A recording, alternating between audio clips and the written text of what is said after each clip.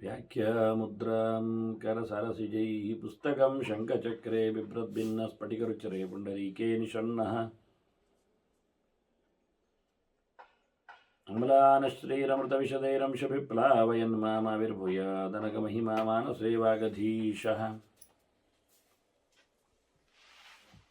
ನಮಸ್ತೆ ಪ್ರಾಣೇಶ ಪ್ರಣತ ವಿಭವಾಯ ಮುನಿಮಗಾಃ ನಮಸ್ವಾಮಿನ್ ರಾಮಪ್ರಿಯತಮನಮನ್ ಗುರುಗುಣ ನಮಸ್ತುಭ್ಯಂ ಭೀಮ ಪ್ರಬಲತಮ ಕೃಷ್ಣೇಷ್ಟ ಭಗವನ್ ನಮಃ ಶ್ರೀಮನ್ಮಧ್ವಪ್ರದಿಶ ಸುದರ್ಶನ್ನೋ ಜಯ ಜಯ ಶ್ರೀ ಗುರುಭ್ಯೋ ನಮಃ.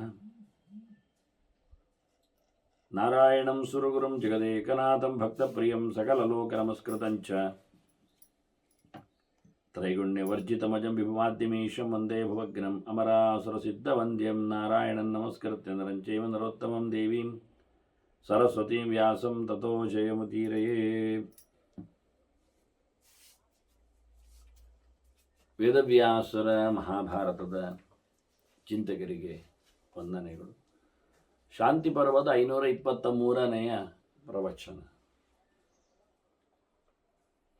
ಶ್ರೇಷ್ಠ ಧರ್ಮದ ಜಿಜ್ಞಾಸೆಯಲ್ಲಿ ಧರ್ಮರಾಜ ಇದ್ದಾನೆ.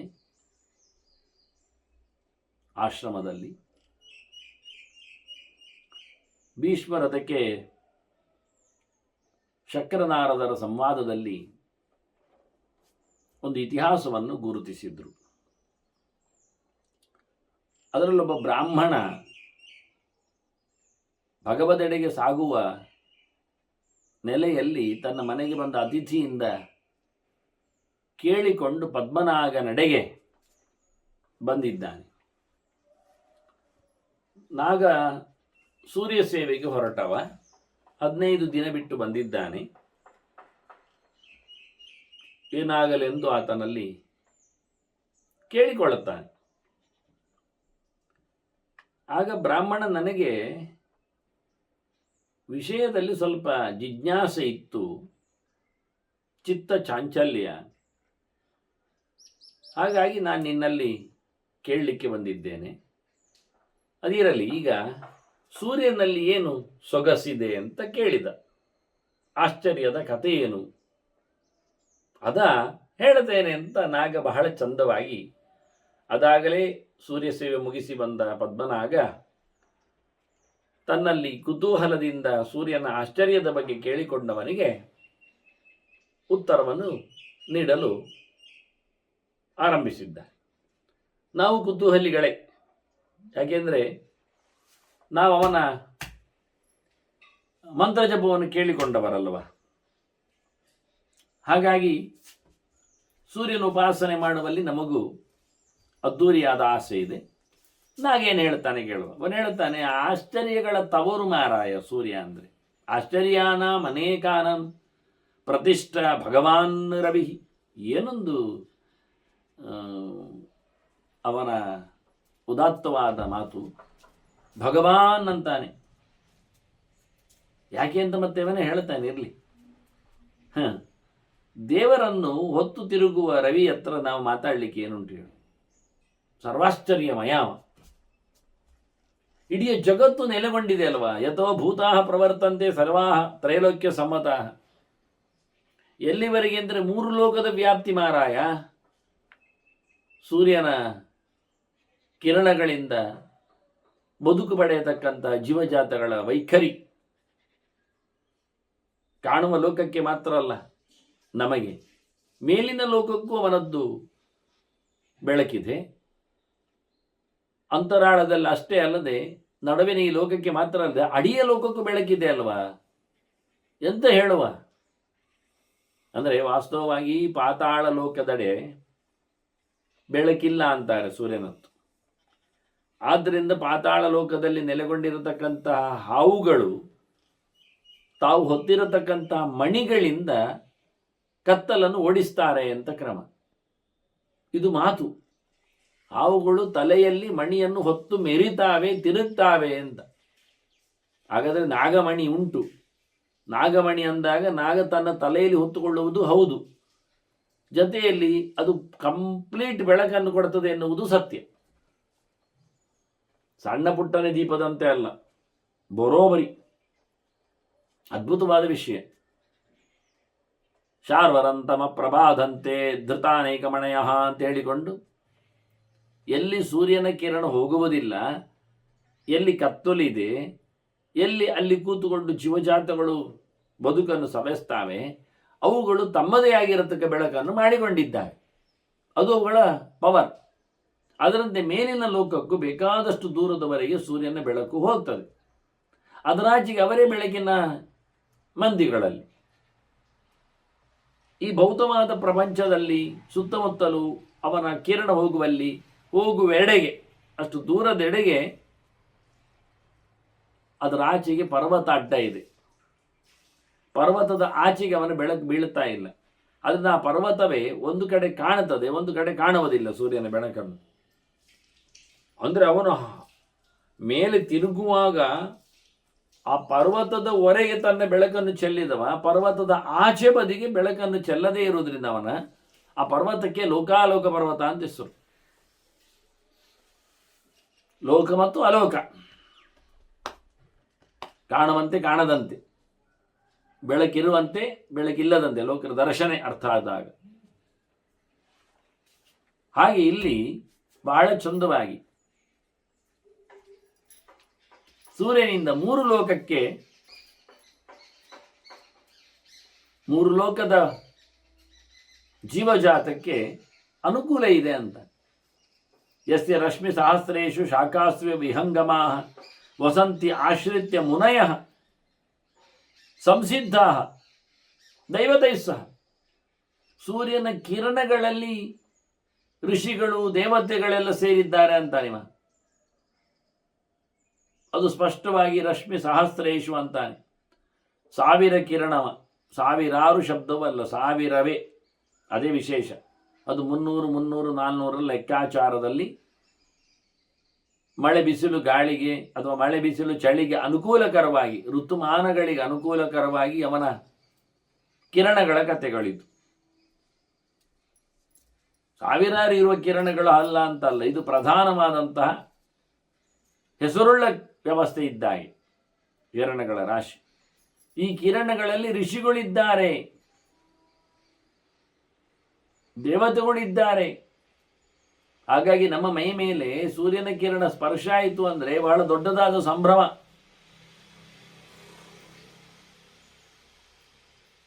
ಮರಗಳಲ್ಲಿ ಟೊಂಗಿ ಟಿಸಿಲುಗಳು, ಗೆಲ್ಲು, ಬ್ರಾಂಚಸ್ ಇರ್ತದಲ್ಲ, ಅನೇಕ ಹಕ್ಕಿಗಳು ಅದರಲ್ಲಿ ಆಶ್ರಯ ಪಡೆಯುವುದಿಲ್ವ, ನೆಲೆಗೊಳ್ಳುವುದಿಲ್ವ? ಹಾಗೆ ಸೂರ್ಯನ ರಶ್ಮಿಗಳಲ್ಲಿ ಋಷಿಗಳು ದೇವತೆಗಳೆಲ್ಲ ವಾಸಿಸಿದ್ದಾರೆ, ನೆಲೆಗೊಂಡಿದ್ದಾರೆ, ಸ್ಥಾನವನ್ನು ಪಡೆದಿದ್ದಾರೆ. ಇನ್ನೇನು ಹೇಳೋ ಸೂರ್ಯನ ವೈಶಿಷ್ಟ್ಯ? ಯಥೋ ವಾಯು ವಿನಿಸೃತ್ಯ ಸೂರ್ಯರಶ್ಮಿ ಆಶ್ರಿತ ಮಹಾನ್ ವಿಜೃಂಭತೆ ಅಂಬರೆ ತತ್ರ ಕಿಮಾಶ್ಚರ್ಯಮ ತತ್ವ. ಸೂರ್ಯರಶ್ಮಿಯಲ್ಲಿ ಗಾಳಿ ಸಂಚಾರ ಮಾಡುತ್ತದೆ. ಸೂರ್ಯ ಹೋಗ್ತಾ ಇದ್ದಾನೆ, ಅವನದ್ದೇ ಆದ ಒಂದು ಸ್ಪೀಡ್ ಉಂಟು. ಹಾಗೆ ಏನಾಗುತ್ತೆ ಹೇಳಿ, ಗಾಳಿ ಹಾರುತ್ತದೆ, ಹಾರಲೇಬೇಕಲ್ಲ ಗಾಳಿ. ಸೀಳಿಕೊಂಡು ಹೋಗುವಾಗ, ಆಕಾಶವನ್ನು ಸೀಳಿಕೊಂಡು ಹೋಗುವಾಗ, ರಭಸದಲ್ಲಿ ಮೆರೆದಾಗ ಅಲ್ಲಿ ಗಾಳಿಯ ಒತ್ತಡ ಇರ್ತದೆ. ಅದು ಸೂರ್ಯನ ಕಿರಣಗಳಿಂದ ಸಂಪತ್ತಿಯನ್ನು ಪಡೆದದ್ದು. ಸೂರ್ಯ ಅಂದ್ರೂ ಕಿರಣದ ರಾಶಿ ಅಂದ್ರೂ ಒಂದೇ. ಹೀಗಾಗಿ ಗಾಳಿ ಎದ್ದು ಸೂರ್ಯ ರಶ್ಮಿಯಲ್ಲಿ ಆಶ್ರಯ ಪಡೆದು ಅದು ಎಲ್ಲೆಡೆ ಆಕಾಶದಲ್ಲಿ ತುಂಬುತ್ತದೆ. ಇವತ್ತು ಗಾಳಿ ಎಲ್ಲಿಂದ ಯಾರು ಕೇಳುವುದಿಲ್ಲ, ಹೇಳುವುದಿಲ್ಲ. ಭೌತ ವಿಜ್ಞಾನಗಳಿಗೆಲ್ಲ ಉತ್ತರ ಸಿಗುವುದಿಲ್ಲ ಕೆಲವೊಮ್ಮೆ. ಹೌದು, ಜಾಗ ಇದೆ ಇಲ್ಲಿ, ಸರಿ ಒಪ್ತೇನೆ. ಜಾಗ ಇದೆ ಅಂದ್ರೆ ಏನರ್ಥ? ವಸ್ತು ಇಲ್ಲ ಅಂತ ಅರ್ಥ ಅಷ್ಟೇ, ಮತ್ತೇನು. ಮರ ಬೆಳೆದಿದೆ, ಮರ ಬೆಳೆಯದ ಜಾಗ, ಮರ ಬೆಳಿಲಿಲ್ಲದೆ ಬಿಟ್ಟಿದೆ ಅಂತಷ್ಟೇ. ಈಚೆಗೆಲ್ಲ ಬಂದರೆ ಆ ಜಾಗವು ಕಬಳಿಸ್ತದೆ. ಮನೆ ಕಟ್ಟಿದ್ದಾರೆ, ಮನೆ ಕಟ್ಟದ ಜಾಗ, ಕಟ್ಟಿದಾಗ ಆ ಜಾಗವನ್ನು ಅವರು ಕಬಳಿಸ್ತಾರೆ. ಹೊಂಡ ತೆಗೆದಿದ್ದಾರೆ, ಕೆದು ಮಾಡಿದ್ದಾರೆ, ಕೆದು ಅಂದರೆ ಸರೋವರ ಮಾಡಿದ್ದಾರೆ, ಅದು ಬಿಟ್ಟರೆ ಆ ಜಾಗದಲ್ಲಿ ಕಾಲಿನೆಲ್ಲ ಇರ್ತಿತ್ತು.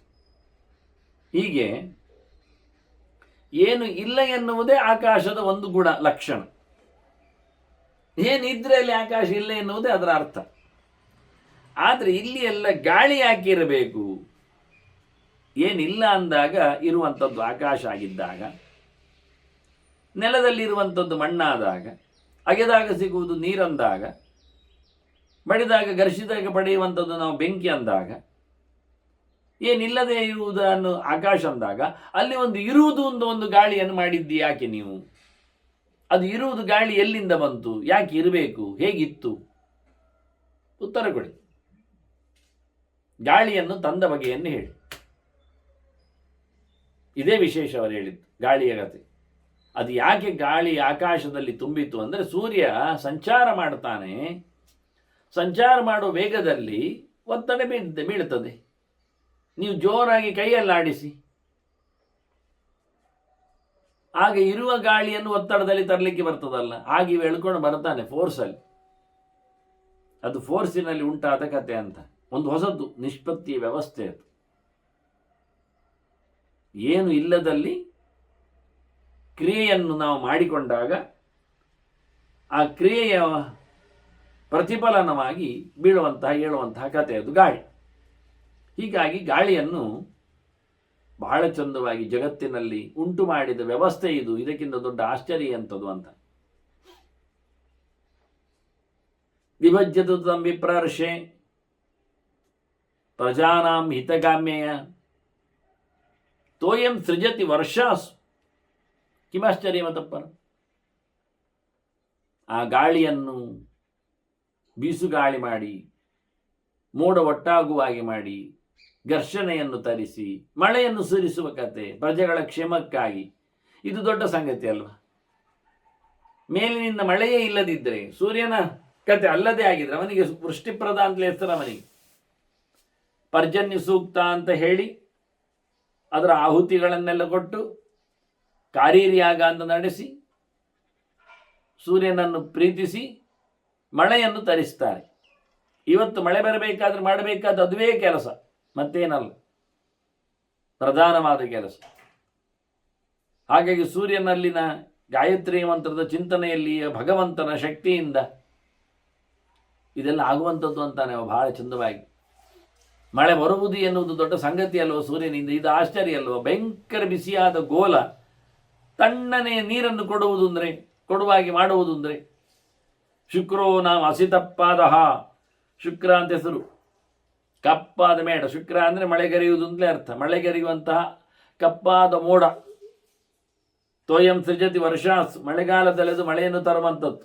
ಕಿಮಾಶ್ಚರ್ಯ ಮತಪ್ಪನ. ಇದು ಆಶ್ಚರ್ಯ ಅಲ್ವಾ? 8 ತಿಂಗಳು ನೀರು ಕುಡಿತಾನೆ, ಆದ್ರಿಂದ ಅವನ ಆದಿತ್ಯ ಅಂತ. ಆದಾನಾಥ್, ನೀರನ್ನು ಎತ್ತಿಕೊಳ್ಳುವುದರಿಂದ ಅವನ ಆದಿತ್ಯ. ಪ್ರತ್ಯಾದತ್ತೆ ಪುನಃ ಕಾಲ, ಅದನ್ನು ಮತ್ತೆ ನಮಗೆ ಕೊಡ್ತಾನೆ. ಕಿಮಾಶ್ಚರ್ಯ ಮತಪ್ಪರ. ಇನ್ನೊಮ್ಮೆ ನಮಗೆ 8 ತಿಂಗಳು ಕುಡಿದ ನೀರನ್ನು 4 ತಿಂಗಳು ಕೊಡ್ತಾನೆ. ಪ್ರತಿ ವರ್ಷದ ಕ್ರಮ ಇದು. ಮಳೆಗಾಲದ ವ್ಯವಸ್ಥೆ 2 ಋತುಗಳಲ್ಲಿ, ವರ್ಷ ಋತು, ಶರದ್ ಋತು. ಇಂತಹ ಒಂದು ಅದ್ಭುತವಾದಂತಹ ಕೆಲಸ ಆಗುವಾಗ ಇದಕ್ಕಿಂತ ದೊಡ್ಡ ಸಂಗತಿ ನಾನು ಆಶ್ಚರ್ಯ ಅಂತ ಹೇಳಿ. ಜನರಿಗೆ ನೀರು ಬೇಕೇ ಬದುಕಲಿಕ್ಕೆ, ನೀರಿನಿಂದಲೇ ಬೆಳೆ ತಿನ್ನಲಿಕ್ಕೆ, ಇಲ್ಲದಿದ್ದರೆ ಇಲ್ಲ. ಸಾಧನೆಗೆ ಬೇಕಾದ್ದು ದೇಹ, ದೇಹಕ್ಕೆ ಬೇಕಾದ್ದು ಅಶನಪಾನ. ಇದು ನೆಲ, ಸಾಧನೆಯ ಭೂಮಿ. ಬರಲಿಕ್ಕೆ ಅದಕ್ಕೆ ಇದ್ದದ್ದು. ಸುಮ್ಮನೆ ಬಂದು ಹೋಗಲಿಕ್ಕೆ ಆಗುವುದಿಲ್ಲ, ಸಾಯಲಿಕ್ಕೆ. ಬಂದ ಬಳಿಕ ಸಾಧನೆ ಆಗಬೇಕು. ಸಾಧನೆ ಆಗಬೇಕಾದ್ರೆ ದೇಹ ಗಟ್ಟಿ ಇರಬೇಕು. ದೇಹಕ್ಕೆ ಅಶನಪಾನಗಳು ಬೇಕಾಗ್ತದೆ. ಅದಕ್ಕೆ ಕಾರಣನಾಗಿ ನೀರು ಪ್ರಧಾನವಾದ ಅಂಶ. ಆದ್ದರಿಂದ ನೆಲ ಇದೆ, ನೀರು ಬೇಕಲ್ಲ. ಅದನ್ನು ಸೂರ್ಯ ನೀರು ಕೊಟ್ಟು ಸಾಲದು, ಅದನ್ನು ಬೆಳೆಸಬೇಕಲ್ಲ ಅವನು. ಅದನ್ನು ಬೆಳೆ ಬೆಳೆಯುವಲ್ಲಿಯೂ ಸೂರ್ಯ ಸಹಕಾರಿಯಾಗಿದ್ದಾನೆ. ಇದು ಭೌತವಾದಂತಹ ಪ್ರಪಂಚ, ಭೌತವಾದ ಕಾರಣ, ಭೌತವಾದ ಜಿಜ್ಞಾಸೆ, ಉಪಕಾರಕವಾಗಿ ಜೀವಜಾತಕ್ಕಿರತಕ್ಕಂತಹ ಒಂದು ಪ್ರಕ್ರಿಯೆ. ಆದರೆ ಇನ್ನೂ ಆಧ್ಯಾತ್ಮಿಕವಾಗಿ ನೋಡಿಕೊಂಡಾಗ, ಸಾಧನೆಯೋಪಯೋಗಿಯಾಗಿ ಚಿಂತನೆ ಮಾಡಿದಾಗ, ಈ ಊಟ ಉಪಚಾರಗಳಲ್ಲೇ ಅಲ್ಲದೆ ಇನ್ನು ಆಚೆಗೆ ತೆರಳಿದಾಗ, ಈ ಮಂಡಲದಲ್ಲಿರತಕ್ಕ ಭಗವಂತನ ಬಗ್ಗೆ, ಸೂರ್ಯದೇವನ ಬಗ್ಗೆ ನಾವು ಚಿಂತನೆಯನ್ನು ಮಾಡಬೇಕಾಗ್ತದೆ. ಯಸ್ಯ ಮಂಡಲ ಮಧ್ಯಸ್ಥಃ ಮಹಾತ್ಮ ಪರಮದ್ವಿಷ ದೀಪ್ತಃ ಸಮೀಕ್ಷತೆ ಲೋಕಾನ್. ಕಿಮಾಶ್ಚರ್ಯಮತಪ್ಪ. ಇಡೀ ತೇಜಸ್ಸಿನ ಮಂಡಲ, ಬೆಳಕಿನ ಗೋಳ, ಅದು ಅವನದ್ದೇ. ಅದರ ಮಧ್ಯದಲ್ಲಿ ಅವನು ಕಾಣ್ತಾನೆ, ಅವನು ನಿಲ್ತಿದ್ದಾನೆ ಸ್ವಯಂ. ಆರಾದ ಸುತ್ತ ಮನುಷ್ಯ ಇರುವ ಹಾಗೆ, ಕಾಣಿಸಿಕೊಳ್ಳುವ ಹಾಗೆ ಅಂತಹ ಸೂರ್ಯ ಲೋಕವನ್ನು ಬೆಳಗಿಸುವವ. ಮತ್ತೇನು ಹೇಳುವ? ಇಡೀ ಲೋಕವನ್ನು ಗಮನಿಸ್ತಾನೆ, ಎಲ್ಲರನ್ನು ನೋಡ್ತಾನೆ. ಆದ್ರಿಂದ ಅವನಿಗೆ ಹೆಸರು ಸಾಕ್ಷಿ ಅಂತ. ಸೂರ್ಯಾತ್ಮ ಜಗತಸ್ತಸ್ತು ಶಶ್ಚ. ಅವನು ಎಲ್ಲವನ್ನು ಸಹ ಚೆನ್ನಾಗಿ ವ್ಯಾಪಿಸಿಕೊಂಡು ಚರಾಚರ ಪ್ರಪಂಚದ ಮೇಲೆ ನಿಗಾ ಇಡುತ್ತಾನೆ. ಆ ಕೃಷ್ಣೇನ ರಜಸಾ ವರ್ತಮಾನೋ ನಿವೇಶನ್ ಅಮೃತಮರ್ತ್ಯಂಚ ಹಿರಣ್ಯೇನ ಸವಿತಾರತೇನ ದೇವೋ ಯಾತಿ ಭುವನಾನಿ ಪಶ್ಯನ್. ಲೋಕಗಳನ್ನು ನೋಡುತ್ತಾ ಸೂರ್ಯ ಸಂಚಾರ ಮಾಡುತ್ತಾನೆ.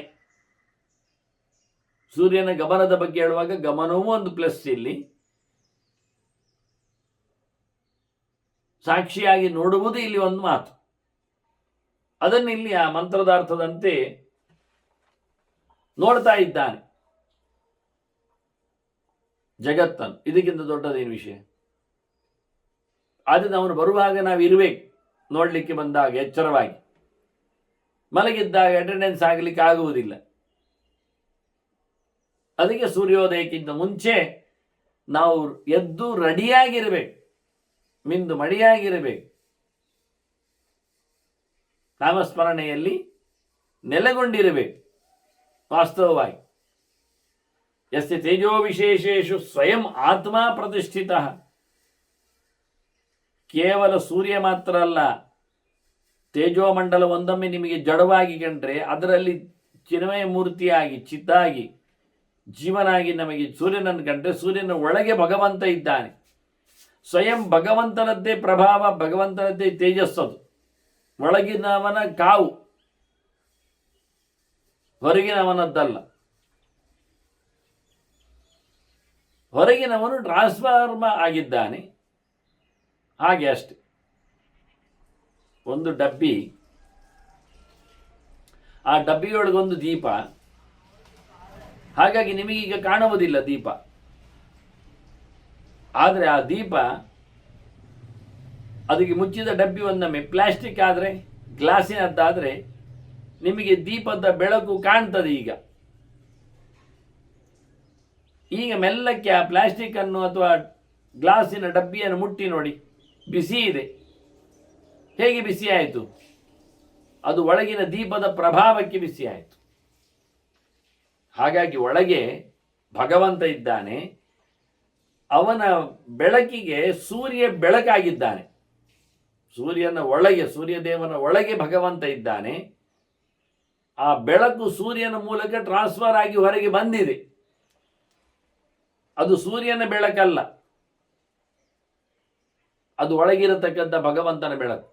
ನೈವ ರಾಜನ್ ರಮೇಶ್ ಶಕ್ತಿ, ಅದು ಸೂರ್ಯನ ಶಕ್ತಿ ಅಲ್ಲ. ಬೆಳಗಿಸುವ ಶಕ್ತಿ, ಬಿಸಿ ಮಾಡುವ ಶಕ್ತಿ, ಬೇಯಿಸುವ ಶಕ್ತಿ, ಮಳೆಗೆರೆಯುವ ಶಕ್ತಿ, ಇವೆಲ್ಲ ಸುಮಾರುಂಟು. ಪಾಚಿನಿ ಮೋಚಿನಿ ಚೈವ ಹೇಳಿಕೊಂಡು, ಪ್ರಕಾಶಿನಿ, ಎಲ್ಲ ಶಕ್ತಿಗಳು ಒಳಗೆ ಕೂತವರದ್ದು. ಹೊರಗೆ ಅದು ಪಾತ್ರ ಆಗಲಿಕ್ಕೆ ಹೋಗಿ ಇನ್ಫ್ಲುಯೆನ್ಸ್ ಆಗಿದೆ. ಕೆಂಡ ಬಿಸಿ ಇದೆ, ನಾವು ಅದನ್ನು ತಾಮ್ರದ ಹರಿವಾಣದಲ್ಲಿ ಹಾಕಿದ್ದೇವೆ. ಈಗ ತಾಮ್ರದ ಪಾತ್ರೆ ಬಿಸಿ ಆಗಿದೆ. ನಾವು ಮುಟ್ಟಿದ ತಾಮ್ರದ ಪಾತ್ರೆಯನ್ನು, ಕೆಂಡವನ್ನಲ್ಲ. ಆದರೆ ಕೆಂಡದ ಬಿಸಿ ತಾಮ್ರದ ಪಾತ್ರೆಯಲ್ಲಿ ಹರಡಿದೆ. ಹಾಗೆ ಸೂರ್ಯ ಎನ್ನುವುದು ಬಂಗಾರದ ಒಂದು ವಿಗ್ರಹ ಅಂತ ಚಿಂತನೆ ಮಾಡಿದರೆ, ಅದರೊಳಗಿರತಕ್ಕಂಥ ಭಗವಂತ ಅವನು ಆ ವಿಗ್ರಹದ ಮಾಧ್ಯಮದಲ್ಲಿ ಬೆಳಕಾಗಿ ಹೊರಗೆ ಸೂಸುತ್ತಿದ್ದಾನೆ.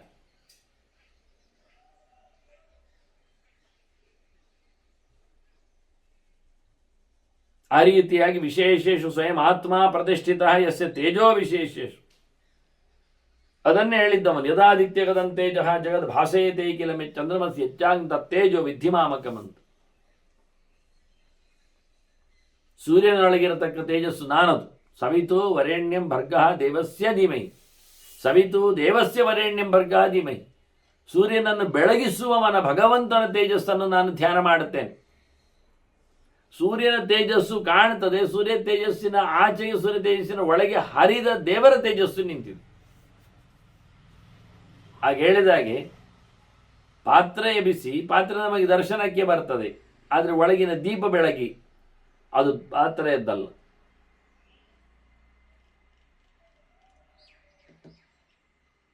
ಅದು ಒಳಗಿನ ದೀಪದ್ದೇ. ಹಾಗೆ ಸೂರ್ಯನ ಒಳಗಿನ ಭಗವಂತನದ್ದೇ ಇದು ಪ್ರಕಾಶ ಹೊರಗೆ ಇರುವಂಥದ್ದು.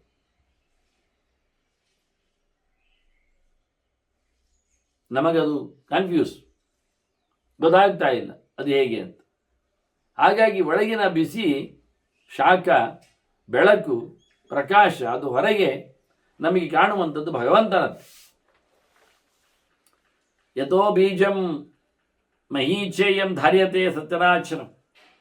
ಸೂರ್ಯನಿಂದಾಗಿ, ಸೂರ್ಯನೊಳಗಿನ ಭಗವಂತನಿಂದಾಗಿ ಇಡೀ ಜಗತ್ತು ನಿಂತಿದೆ. ಮಳೆ ಬೆಳೆಗಳಿಂದ ಜಗತ್ತು ನೆಲೆಗೊಂಡಿದೆ. ಬೇಕಾದಂಥ ಬೀಜಗಳಿಗೆ ಅಭಿವ್ಯಕ್ತಿಯ ವ್ಯವಸ್ಥೆಯಲ್ಲಿ ಮಳೆಯ ಅಧಿದೇವತೆಯಾಗಿ ಇವನ ಪ್ರಭಾವ ಇದೆ. ಇದು ವಿಶೇಷ ಅಲ್ವ. ಯತ್ರ ದೇವೋ ಮಹಾಬಾಹು ಶಾಶ್ವತಃ ಪುರುಷೋತ್ತಮ ಅನಾದಿ ನಿಧನಃ ವಿಪ್ರ. ಕಿಮಾಶ್ಚರ್ಯ ಮತಪ್ಪ. ಅಲ್ಲ, ಸೂರ್ಯಮಂಡಲ ಅಂದರೆ ಅರ್ಥ ಆಯಿತು, ತೇಜಸ್ಸಿನ ರಾಶಿ, ಬೆಳಕಿನ ಮುದ್ದೆ. ದೀಪದ ಬೆಳಕು ಇದ್ದಾಗೆ ಅದಕ್ಕೊಂದು ಹೊರಬದಿಯಲ್ಲಿ ದೀಪಕ್ಕೆ ಒಂದು ಬೆಳಕಿನ ಆರಾಸಿ ಇರ್ತದೆ. ಆದರೆ ಅದು ದೀಪದ್ದೇ ವಿಕಾರ, ಅದರದ್ದೇ ಬೆಳಕು ಆಗಿದ್ದು ಸೂರ್ಯನ ಮಂಡಲ, ತೇಜಸ್ಸಿನ ರಾಶಿ, ಅದು ಸೂರ್ಯನದ್ದೇ ಅಲ್ವಾ? ಹೌದು. ಹಾಗಾದ್ರೆ ಅದು ದೇವರದ್ದು ಅಂತ ಏನು ಹೇಳುವುದು ನಾವು ಇಲ್ಲಿ? ಸೂರ್ಯನ ಬಿಸಿಯ ಗೋಲ ಅಲ್ವಾ, ಉರಿಯುತ್ತಿರುವ ಗೋಳಲ್ವಾ? ಅದರೊಳಗೇನು ಮತ್ತೆ ಅಲ್ಲ, ಒಳಗಿನ್ನೊಂದು ಗೋಳೆ ಇರಬಾರ್ದ? ಬಿಸಿ ಆದ್ದು ಇರ್ಬೋದು, ಮತ್ತೆ ಅದರದ್ದು ಬೆಳಕಾಗಬಾರ್ದ? ಇದಕ್ಕಿಂತ ಮೀಲಿದ್ರೆ, ನಾನು ಆಗ ಹೇಳಿದ್ನಲ್ಲ, ದೀಪದ ಒಳಗಿದ್ದ ಗ್ಲಾಸು ಬುಡ್ಡೆ ಒಳಗಿದ್ದ ದೀಪ ಆ ಗ್ಲಾಸ್ ಕೇಸನ್ನು ಮುಟ್ಟಿದಾಗ ನಮಗೆ ಬಿಸಿ ಆಗುವುದಿಲ್ಲ. ಯಾಕೆ? ಬಿಸಿ ಆಗ್ತದಲ್ವ. ಬಿಸಿ ಆಗಬೇಕಾದ್ರೆ ಏನಾಯಿತು ಕಾರಣ? ಒಳಗೆ ದೀಪ ಸೇರ್ಲಿಕ್ಕೆ ಹೋಗಿ. ಬಿಸಿ ಇರುವುದೇನು? ಹೊರಗಿನ ಪಾತ್ರೆ ಅಲ್ಲ, ಒಳಗಿನ ಬಿಸಿಯೇ, ದೀಪವೇ. ಹಾಗಾಗಿ ಭಗವಂತನೇ ಪ್ರಕಾಶ ರೂಪ ಇದ್ದಾನೆ. ಇವನ ದೇಹ ಅದು ಸ್ವಲ್ಪ ಮಟ್ಟಿನಲ್ಲಿ ಟ್ರಾನ್ಸ್ಫರ್ ಆಗಿದೆ, ಶುದ್ಧವಾಗಿದೆ, ತಿಳಿಯಾಗಿದೆ, ಗ್ಲಾಸಿನ ಹಾಗೆ, ಪ್ಲಾಸ್ಟಿಕ್ಕಿನ ಹಾಗೆ.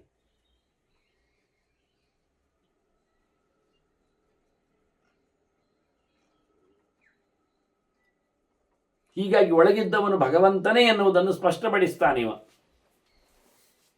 ನಾಗ. ಯತ್ರ ದೇವಃ ಮಹಾಬಾಹು ಶಾಶ್ವತಃ ಪುರುಷೋತ್ತಮಃ. ಎಲ್ಲರಿಗಿಂತ ಮಿಗಿಲಾಗಿರತಕ್ಕ ಭಗವಂತನೇ ಅನಾದಿ ನಿಧನಃ, ಹುಟ್ಟು ಸಾವುಗಳು ಇಲ್ಲದವನು. ಈ ವೈವಸ್ವತರ ಮಗನಿಗೆ ಇವನೇ ವೈವಸ್ವತ ವಾಸ್ತವವಾಗಿ. ಮನು ಇದ್ದಾನೆ ಶ್ರಾದ್ದದೇವ, ಅವನಿಂದಾಗಿ ಹುಟ್ಟಿ ಬಂದಿರತಕ್ಕಂಥ ವ್ಯವಸ್ಥೆಗಳು, ವಿವಸ್ವಾನ್ ಇವನೇ. ಸೂರ್ಯ ಅವನಿಗೆ ಹುಟ್ಟಿದೆ, ಸಾವು ಇದೆ. ಆದರೆ ಇವನ ಮಾಧ್ಯಮದಲ್ಲಿ ಭಗವಂತನ ಪೂಜೆ ಪುನಸ್ಕಾರ ಆಗಲಿಕ್ಕೆ ಹೋಗಿ ಬಹಳ ವಿಶೇಷವಾಗಿ ಒಳಗೆ ನಿಂತವನು ಭಗವಂತ. ಅವನ ಅನಾದಿ ನಿಂತನ, ಅವನು ಹುಟ್ಟು ಸಾವುಗಳಿಂದ ದೂರ ಇದ್ದಾನೆ. ಇದಕ್ಕಿಂತ ದೊಡ್ಡ ವಿಷಯ ಅಂತ ಹೇಳುದು ಆಶ್ಚರ್ಯ. ನಾಗ ಹೇಳುತ್ತಾನೆ ಇನ್ನೂ ಒಂದು ಆಶ್ಚರ್ಯ ಆಗಿದೆ ಅಂತಾನೆ. ಪರಮಾಶ್ಚರ್ಯ ಅದು. ಅದು ಹಿಂದೆ ಆದದ್ದು ಘಟನೆ, ಮಧ್ಯಾಹ್ನದ ಹೊತ್ತಿನಲ್ಲಿ ಆದ ಘಟನೆ. ಅದನ್ನು ಹೇಳ್ತೇನೆ ನಿನಗೆ. ಭಾರಿ ಆಶ್ಚರ್ಯವಾದ್ದು ಅಂತಾನೆ, ಪರಮಾಶ್ಚರ್ಯವಾದ್ದು. ಆದಿತ್ಯಾಭಿಮುಖ ಅಭ್ಯೇತಿ ಗಗನಂ ಪಾಠಯನ್ನಿವ.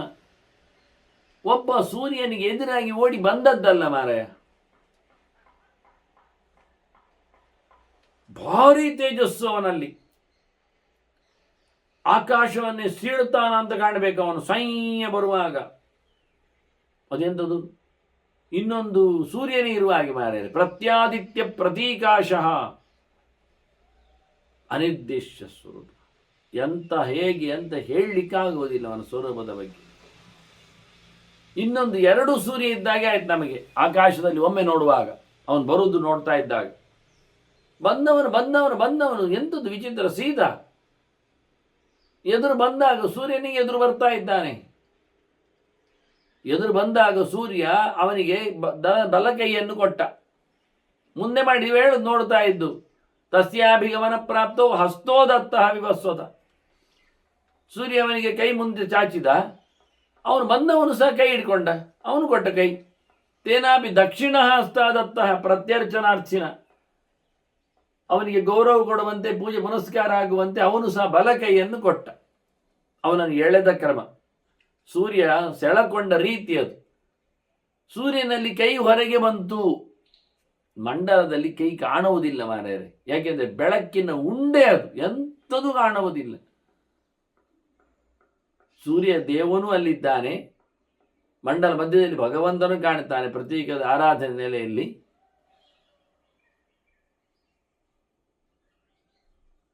ಈ ಭಗವಂತ ಅದ್ಭುತನಾಗಿದ್ದಾನೆ.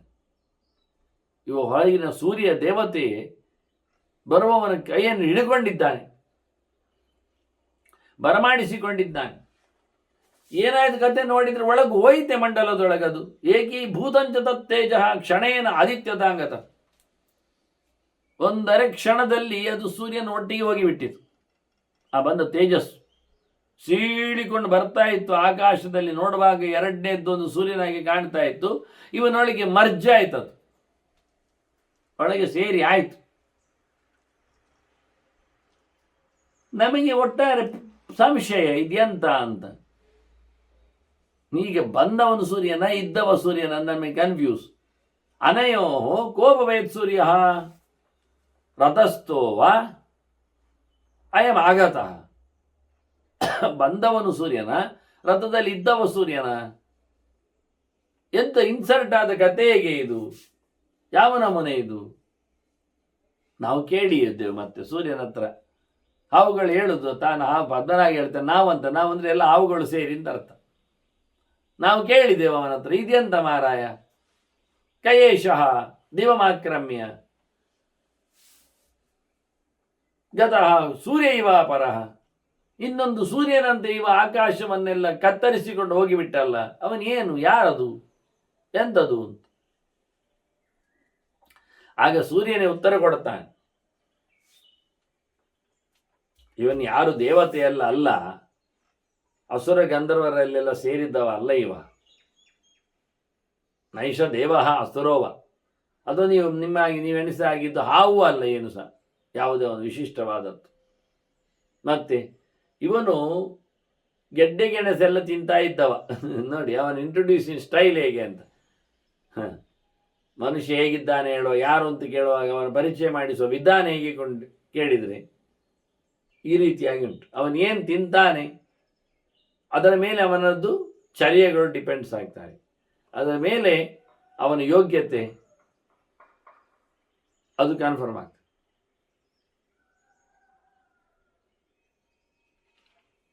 ಆಹಾರ ಶುದ್ಧವು ಸತ್ವಶುದ್ಧಿ, ಸತ್ವಶುದ್ಧವು ಧ್ರುವಾಸ್ಮೃತಿ. ಒಳ್ಳೆಯ ಪದಾರ್ಥವನ್ನು ಉಂಡರೆ ಒಳ್ಳೆಯ ನೆಲೆಯಲ್ಲಿ ಬದುಕ್ತಾನೆ. ಕೆಟ್ಟದ್ದನ್ನು ತಿಂದರೆ ಕೆಟ್ಟದ್ದು ಕೆಲಸ ಮಾಡಿ ಹಾಳಾಗ್ತಾನೆ. ಆದ್ದರಿಂದ ಇವನು ಊಟದ ಕಥೆ ಏನು ಕೇಳಿದರೆ, ಇವನು ಬಂದವನು ಸೂರ್ಯ ಹೇಳ್ತಾನೆ, ಅವನು ಗೆಡ್ಡೆ ಗೆಣಸು ತಿಂದವ, ಹಣ್ಣು ಮರದ್ದು ತೆಗೆದು ತಿನ್ನುವವ ಅಷ್ಟೇ. ಭಯಂಕರ ಸಾಧನೆ ಮಾಡುವವ ವಾಸ್ತವವಾಗಿ. ದೇಶ ಮೂಲ ಫಲಾಹಾರ, ಮೇಲಿನಲ್ಲಿ ಹಣ್ಣು, ಕೆಳಗಿನಲ್ಲಿ ಗೆಡ್ಡೆ, ಇಷ್ಟೇ ಈ ನಮೂನಿ. ಮತ್ತೆ ಇವ ಅತ್ಯಂತ ಪ್ರಖರನಾಗಿರತಕ್ಕ ವೃತ್ತಿಯಲ್ಲಿ ಶೀರ್ಣ ಪರ್ಣಾಸನ, ಬಿದ್ದ ಎಲೆ ತಿನ್ನುವುದು, ಕೊಯ್ದು ತಿನ್ನುವುದಿಲ್ಲ. ಆ ನಮೂನಿಯ ಮಹಿಮೆ. ಅಂತ ವಿಚಿತ್ರವಾದಂತಹ ಸಾಧನೆಯನ್ನು ಮಾಡಿದವ, ಮಾಡುತ್ತಿದ್ದವ. ಅಭಕ್ಷ, ಕೆಲವೊಮ್ಮೆ ನೀರು ಮಾತ್ರ ಕುಡಿಯುವುದು. ಮತ್ತೇನು ತಿನ್ನುವುದಿಲ್ಲ, ಎಲೆಯೂ ತಿನ್ನುವುದಿಲ್ಲ, ಮೂಲವೂ ಇಲ್ಲ, ಫಲವೂ ಇಲ್ಲ. ಮತ್ತೆ ಏನೊಮ್ಮೆ ವಾಯುಭಕ್ಷ ಅಷ್ಟ, ಗಾಳಿಯನ್ನು ಮಾತ್ರ ಸೇವಿಸಿ ಬದುಕಿದ್ದಾನವ, ತಿನ್ನುವುದಿಲ್ಲ, ಕುಡಿಯುವುದಿಲ್ಲವ. ಈ ನಮೂನೆ ಆಗಿರತಕ್ಕಂಥ ವಿಪ್ರ ಇವ ಬ್ರಾಹ್ಮಣ ಸಮಾಹಿತ. ಸಮುದ್ರ ಭಗವಂತ ನಮ್ಗೆ ಗೊತ್ತು. ಅಂದರೆ ಪೂರ್ಣವಾಗಿ ಅಂತ ಅರ್ಥ. ಹಿತ ಅಂದರೆ ಒಪ್ಪಿಗೆಯು, ದೇವರಿಗೆ ಭಾರಿ ಒಪ್ಪಿಗೆ ಆಗುವಂತೆ ಮೆಚ್ಚುವಂತೆ ಬದುಕುತ್ತಿದ್ದ. ಇನ್ನು ಲೋಕಕ್ಕೆ ಸರಿಯಾಗಿರಬೇಕು ಅಂತ ಅಲ್ಲವೇ ಅಲ್ಲ, ದೇವರಿಗೆ ಸರಿಯಾಗಿರಬೇಕು. ಅಂತವೃತ್ತಿ ಇವ ಉಂಚವೃತ್ತಿ ವ್ರತೆ ಸಿದ್ಧ ಮುನಿರೇಶ ದಿವಂಗತ. ಇವನು ಸ್ವರ್ಗವನ್ನು ಪಡೆದವ. ಇವನ ವೃತ್ತಿ ಅಂತ ಕೇಳಿದರೆ ಇವನದ್ದು ಉಂಚ ವೃತ್ತಿ. ಇದು ಮುಖ್ಯವಾದ ವಿಷಯ ಇಲ್ಲಿ. ಉಂಚ ವೃತ್ತಿ ಅಂದರೆ ಇದು ಅತ್ಯಂತ ಮುಖ್ಯವಾದ ವೃತ್ತಿ. ಋತಮುಂಚಶೀಲಂ ಪ್ರೋಕ್ತಂ ಅಂತಾರೆ. ಋತವೃತ್ತಿ ಅಂತ ಒಳ್ಳೆಯ ನಾಜೂಕಾದ ಸತ್ಯಭೂತವಾದ ವೃತ್ತಿ ಇದು. 6 ವೃತ್ತಿಯಲ್ಲಿ ಪ್ರಧಾನವಾದ ಮೊದಲ ವೃತ್ತಿ ಬದುಕುವುದು ಹೇಗೆ ಅಂದಾಗ.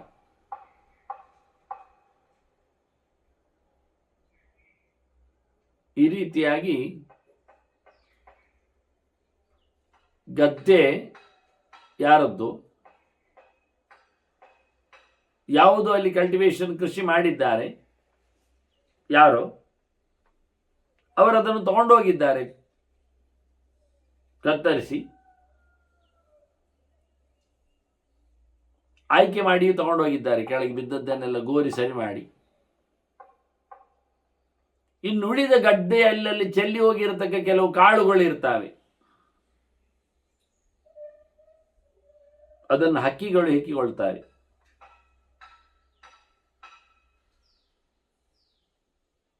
ಹಕ್ಕಿಗಳು ಬರಲೇಬೇಕೆಂದಲ್ಲ, ಪೂರ ಇಕ್ತಾವೆ ಅಂತಲೂ ಅಲ್ಲ, ಬಂದ ನಂತರವೇ ಅಂತಲೂ ನಿಯಮ ಅಲ್ಲ. ಅಂದು ಗದ್ದೆ ಕಟಾವು ಮಾಡಿ ಕಾಳುಗಳನ್ನು ಮಾಡಿದವರು ಮನೆಗೆ ಒಯ್ದ ಬಳಿಕ ಉಳಿದದ್ದನ್ನು ಹೆಕ್ಕಿಕೊಂಡು ಮನೆಗೆ ಒಂದು ತಿಂದು ಬದುಕುವುದು ಇದು ಉಂಚ ವೃತ್ತಿ, ಶಿಲೋಂಚ ವೃತ್ತಿ. ತಾನು ಗದ್ದೆ ಮಾಡುವುದಿಲ್ಲ, ತಾನು ಯಾರತ್ರ ಬೇಡುವುದೂ ಇಲ್ಲ. ಯಾರ್ಯಾರೋ ಗದ್ದೆಗಳಲ್ಲಿ ಅವರಿಗೆ ಬೇಡ ಅಂತೇಳಿ ದವಸ ಧಾನ್ಯಗಳನ್ನೆಲ್ಲ ಹೊತ್ಕೊಂಡಾದ ಬಳಿಕ ಮತ್ತಲ್ಲಿ ಬಿದ್ದಿರತಕ್ಕ ಕಾಳುಗಳನ್ನು ಆಯ್ಕೆ ಮಾಡಿಕೊಂಡು ಅದರಲ್ಲಿ ಇಟ್ಟೋ ಬೇಯಿಸಿಯೋ ಶ್ರಾದ್ದವೋ ಎಲ್ಲ ಮಾಡಿಕೊಂಡು ಊಟ ಮಾಡುವ ವ್ಯಕ್ತಿಗಳು ಶಿಲೋಂಚ ವೃತ್ತಿಗಳು ಅಂತ ಅರ್ಥ. ಇದು ಫಸ್ಟ್ ಕ್ಲಾಸ್ ವೃತ್ತಿ. ಅದನ್ನು ಮಾಡಿದವ ಇವ, ಆದ್ರಿಂದ ಅವನು ಸಿದ್ಧನಾಗಿದ್ದಾನೆ. ಇವ ಋಷಿ ಇದ್ದಾನೆ, ಇವ ಹೊರಟಿದ್ದಾನೆ. ಇವನು ವೇದ ಮಂತ್ರಗಳನ್ನು ಆವೃತ್ತಿ ಮಾಡಿದವ, ಚಿಂತನೆ ಮಾಡಿದವ. ಭಗವಂತ ವಿಶೇಷವಾಗಿ ಇವನಿಂದ ವೇದದಿಂದ ಆರಾಧ್ಯನಿದ್ದಾನೆ. ಭವಶ್ಚಾನೇನ ವಿಪ್ರೇಣ ಸಂಹಿತಾಭಿರಭಿಷ್ಟುತಃ. ವೇದ ಮಂತ್ರಗಳಿಂದ ಇವ ಭಾರಿ ಚಿಂತನೆಯನ್ನು ಮಾಡಿದ್ದಾನೆ. ಇಲ್ಲಿ ಹೇಳುವಾಗ ಭವ ಶಬ್ದವನ್ನು ಪ್ರಯೋಗ ಮಾಡ್ತಾರೆ, ಶಿವ ಅಂತ ಅರ್ಥದಲ್ಲಿ. ಶಿವನು ಧೀ ಪ್ರಚೋದಕ ಅಲ್ವಾ, ಮನಃಕಾರಕ ಅಲ್ವಾ. ಅದರಿಂದ ಮನಸ್ಸು ಸರಿ ಮಾಡು ಅನ್ನುವುದು ಶಿವನಲ್ಲಿಯೂ ಕೇಳುವುದು ತಪ್ಪಿಲ್ಲ. ಹಾಗಾಗಿ ಮನಸ್ಸು ಸರಿ ಮಾಡುವವನನ್ನಾಗಿಸಿಕೊಂಡು ಶಿವನನ್ನು ಸೂರ್ಯಮಂಡಲದಲ್ಲಿ ಹೇಳುತ್ತಾರೆ ನೋಡ್ಲಿಕ್ಕೆ. ಆಗ್ಬೋದು ಅಂದ್ರೆ ನಾನು ಹೇಳಿ ಆಗುವುದಲ್ಲ, ದೇವರು ಹೇಳಿ ಆಗ್ಬೋದು. ಯಾಕೆಂದ್ರೆ ಸೂರ್ಯನಿಗೆ 11 ಸ್ಥಾನಗಳನ್ನು ಕೊಟ್ಟಿದ್ದಾರೆ ಇರಲಿಕ್ಕೆ. ಅದರಲ್ಲಿ ಸೂರ್ಯನು ಒಂದು ಸ್ಥಾನದಲ್ಲಿ ಇದ್ದಾನೆ. 11 ಸ್ಥಾನ ಮಾತ್ರ ಅಲ್ಲ, ಅವನಿಗೆ 8 ಮೂರ್ತಿಗಳನ್ನು ಹೇಳಿದ್ದಾರೆ ಶಿವನಿಗೆ. ಅದರಲ್ಲಿ ಒಂದು ಮೂರ್ತಿ ಅದು ಅಂದರೆ ಪ್ರತೀಕವಾಗಿ ಅದು ಸೂರ್ಯನೇ. ಪಂಚಭೂತಗಳ ಜೊತೆಯಲ್ಲಿ ಸೂರ್ಯಚಂದ್ರರು ಅವನ ಮೂರ್ತಿಗಳು. ಈ ಕೆಲವು ವಿಷಯಗಳ ಬಗ್ಗೆ, ಮೂರ್ತಿಯ ಚಿಂತನೆಗಳ ಬಗ್ಗೆ ನಾನು ಶಿವರಾತ್ರಿಯ ಅನೇಕ PPTಗಳಲ್ಲಿ ಹೇಳ್ತಾ ಬಂದಿದ್ದೇನೆ. ದೊಡ್ಡ ಸಂಗತಿ ಅದು. ಪರ್ವ ಸಮೀಕ್ಷೆಯಲ್ಲಿ ಕೊಟ್ಟದ್ದಕ್ಕಿಂತ ಹೆಚ್ಚಿನಿಗೆ ಮತ್ತು ಅದಕ್ಕಿಂತ ಡಬಲ್ ಹೇಳ್ಬೋದು. ಪರ್ವ ಸಮೀಕ್ಷೆಯಲ್ಲಿ 10-25 ಪುಟಗಳಷ್ಟಿವೆ. ಅದರದ್ದೇ ಕೆಲವು ವಿಸ್ತಾರವೂ ಅಲ್ಲಿದೆ, ಇನ್ನು ಕೆಲವು ಮಾತುಗಳು. ಅಲ್ಲದೆ ಕೆಲವು ವಿಶೇಷಾಂಶಗಳು ಅಲ್ಲಿವೆ. ವ್ರತಕ್ಕೆ ಸಂಬಂಧಪಟ್ಟಂತೆ ಎಲ್ಲ ಆ ಲೆಕ್ಕದಲ್ಲಿ ಸುಮಾರು 100 ಪುಟಗಳ ಅನುಸಂಧಾನವನ್ನು 10 ಹೊತ್ತೈಗಳ ಚಿಂತನೆಯನ್ನು ಮಾಡಿದಾಗೆ. ಹಾಗಾಗಿ ಅಲ್ಲಿ ಶಿವನ ಅಷ್ಟಮೂರ್ತಿಗಳು, ಏಕಾದಶ ಮೂರ್ತಿಗಳೆಲ್ಲ ಬರ್ತವೆ. ಬಹಳಷ್ಟು ಪುರಾಣಗಳಾಗಲಿ, ತಂತ್ರಗಳಾಗಲಿ, ಆ ಸಂಹಿತೆಗಳಾಗಲಿ ಬೇಕಾದಷ್ಟು ವ್ಯತ್ಯಾಸಗಳನ್ನು ಹೇಳ್ತವೆ. ಕಲಿಯಲು ಕಷ್ಟ ಆಗಲಿ ಅಂತಲೂ ವ್ಯತ್ಯಾಸ ಹೇಳುವುದು ಒಂದು ಅರ್ಥದಲ್ಲಿ, ವ್ಯತ್ಯಾಸವನ್ನೇ ತಿಳ್ಕೊಂಡು ತಿರುಗಲಿ ಎನ್ನುವ ಅರ್ಥವೂ ಹೆಚ್ಚಿದೆ. ಹಾಗಾಗಿ ಇವನು ವೇದ ಮಂತ್ರಗಳಿಂದ ಈಗ ಬಂದವ, ಭಗವಂತನ ಆರಾಧನೆ ಮಾಡಿದವ, ಎಲ್ಲೆಡೆ ಇರತಕ್ಕಂಥ ಭಗವಂತನನ್ನು ಎಲ್ಲ ಮಾತುಗಳಲ್ಲಿ ಶಬ್ದಗಳಲ್ಲಿ ಹೇಳಲ್ಪಡತಕ್ಕ ಭಗವಂತನನ್ನು, ಅದರಿಂದ ಭವ ಅಂದದ್ದು. ಎಲ್ಲ ಮಾತುಗಳು ಅವನನ್ನು ಹೇಳುತ್ತವೆ, ಎಲ್ಲ ಮಾತುಗಳಲ್ಲಿ ಅವನಿದ್ದಾನೆ, ಎಲ್ಲೆಡೆ ತುಂಬಿ ತುಳುಕಿದ್ದಾನೆ. ಆದ್ದರಿಂದ ಸುಲಭವಾಗಿ ಹೇಳಲಿಕ್ಕೆ ಬರ್ತದೆ ಉಳಿದವರಿಗೆ ವಿಷಯದ ಬಗ್ಗೆ ಹೇಳುವಾಗ.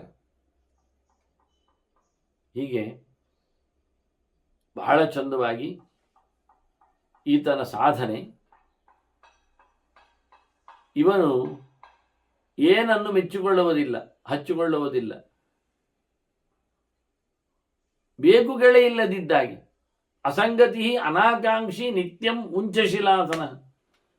ಯಾವತ್ತು ನೋಡಿದ್ರು ಕಟಾವಾದ ಬಳಿಕ ಗದ್ದೆಯಲ್ಲಿ ಕೆಳಗೆ ಬಿದ್ದ ಅಕ್ಕಿಗಳು ಎಕ್ಕುವ ಕಾಲದಲ್ಲಿ ಕಾಳು ಆಯ್ಕೊಂಡು ಬಂದು ತಿನ್ನುವ ಹೊರಟು ಬಿಟ್ಟರೆ ಇನ್ನೇನಿಲ್ಲ ಇವನಿಗೆ.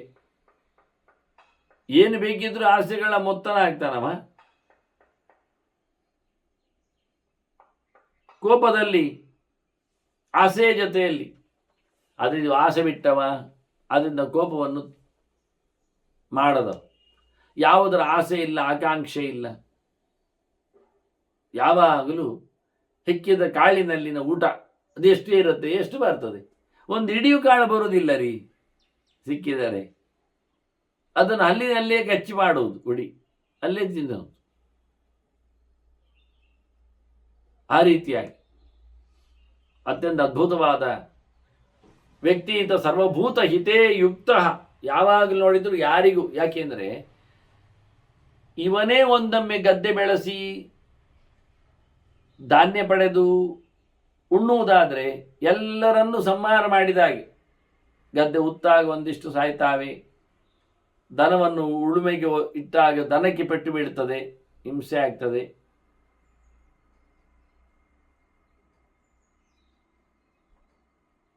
ಯಾವುದೇ ಒಂದು ರೀತಿಯ ಯಾರಿಗೂ ಸಹ ತೊಂದರೆ ಆಗದಂತಹ ಬದುಕು ಅಂದರೆ ವ್ಯಾಪಾರವೂ ಅಲ್ಲ, ಯಜ್ಞಯಾಗವೂ ಅಲ್ಲ.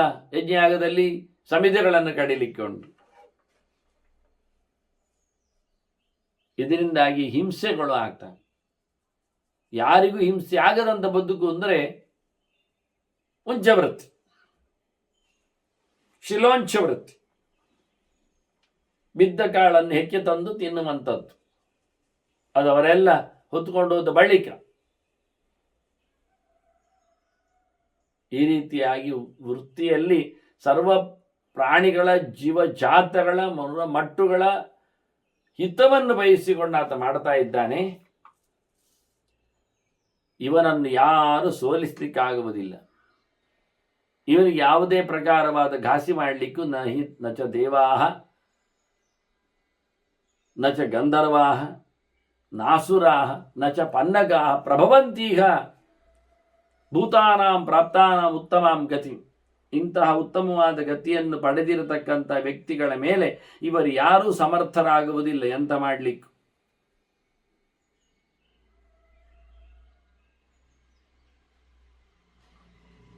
ಇವರ ಪ್ರಭಾವಗಳೇನಿದ್ರೆ, ಸಾಮರ್ಥ್ಯಗಳಿದೆ, ಅದು ಉಂಚ ವೃತ್ತಿಯಲ್ಲಿದ್ದವರನ್ನು ಘಾಸಿಗೊಳಿಸುವುದಿಲ್ಲ, ಓವರ್ಕಮ್ ಮಾಡುವುದಿಲ್ಲ. ಅವರು ಭಾರಿ ಎತ್ತರದಲ್ಲಿದ್ದಾರೆ ಅಂತ ಅರ್ಥ. ಇದುವೇ ದೊಡ್ಡ ಆಶ್ಚರ್ಯ. ಮೊನ್ನೆ ನಡೆದದ್ದು, ನನಗೆ ನಾವು ಕಂಡದ್ದು, ಹಿಂದೆ ಆದ ಕಥೆ ಇದು. ಭಾರಿ ಒಳ್ಳೆಯವ. ಸಂಸಿದ್ಧ ಮಾನುಷಃ ಕಾಮಂ ಯೋಸೌ ಸಿದ್ಧಗತಂ ಯೋಸೌ ಸಿದ್ಧಗತಿಂ ಗತಃ. ಭಾರಿ ಅದ್ಭುತವಾದಂತಹ ಸಿದ್ಧರು, ಎಲ್ಲವನ್ನು ಮಂತ್ರದ ದೇವರ ಅನುಗ್ರಹದ ಸಿದ್ಧಿಯನ್ನು ಪಡೆದವರು ಪಡೆಯುವ ಸ್ಥಾನವನ್ನು ಇವ ಪಡೆದಿದ್ದಾನೆ. ಒಬ್ಬ ಮನುಷ್ಯ ಯಥೇಷ್ಟವಾಗಿ ಬಹಳ ಎತ್ತರದ ಸ್ಥಾನವನ್ನು, ಪರಿಪೂರ್ಣವಾದಂತಹ ಸಿದ್ಧಿಯನ್ನು ಪಡೆದು ನಿಂತಿದ್ದಾನೆ. ಎಲ್ಲಿ ಗಮ್ಮತ್ತು ಕೇಳಿದ ಸೂರ್ಯನ ಸಹಿತೋ ಬ್ರಹ್ಮನ್ ಪೃಥ್ವೀಂ ಪರಿವರ್ತತೆ. ಸೂರ್ಯ ದಿನಾ ತಿರುಗುವುದಲ್ವಾ, ರಾತ್ರಿ ಹಗಲು ಮಾಡಲಿಕ್ಕೆ ಇಡೀ ವಿಶ್ವವನ್ನು ಪರ್ಯಟನೆಯಲ್ಲಿ ತಂದಿದ್ದಾನಲ್ಲ, ಇವನು ನಟಿ ತಿರುಗ್ತಾ ಇದ್ದಾನೆ.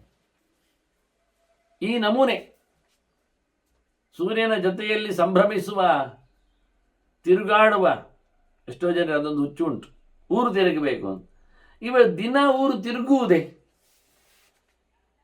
ಭೂಮಂಡಲಕ್ಕೆ ಪ್ರದಕ್ಷಿಣೆ, ಅನೇಕ ದಾರಿಗಳಲ್ಲಿ ಸಪ್ತಪಥಗಳಿವೆ ಅಂತ ಉಂಟು ಬೇರೆ. ಅದಲ್ಲದೆ ಉತ್ತರಾಯಣ ದಕ್ಷಿಣಾಯನ ಅಂತೂ ಮಾಮೂಲಿ ಇದೆ. ಅದರಲ್ಲಿ ಮತ್ತೆ 3 ಋತುಗಳ ಕಾಲ ಉಂಟು.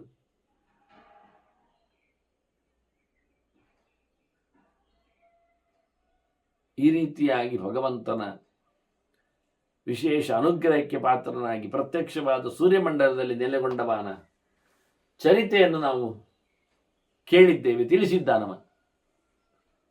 ಆಗ ಬ್ರಾಹ್ಮಣ ನಾಗನಲ್ಲಿ ಕೇಳಿಕೊಂಡವ, ಹೌದು ಆಶ್ಚರ್ಯ ಅಂದ. ಆಶ್ಚರ್ಯ ನಾತ್ರ ಸಂಶಯ ಇಲ್ಲ, ಇದು ಭಾರಿ ಮಲ್ಲ ಆಶ್ಚರ್ಯ. ಒಬ್ಬ ಮನುಷ್ಯ ಸಾಧನೆಯ ದೃಷ್ಟಿಯಿಂದ ಸೂರ್ಯಮಂಡಲದೆಡೆಗೆ ಪಯಣಿಸುವ ಖಾಲಿ ಒಂದು ಲೋಕದ ವೃತ್ತಿಯಿಂದ ಖುಷಿಯಾಯ್ತು ಇವನಿಗೆ. ಸುಪ್ರೀತೋಸ್ಮಿ ಭುಜಂಗಮ. ನಾಗ ಖುಷಿ ಆಯ್ತು, ಭಾರಿ ಖುಷಿ ಆಯ್ತು. ತುಂಬಾ ತುಂಬಾ ಪ್ರೀತಿ ನಿನ್ನ ಮೇಲೆ.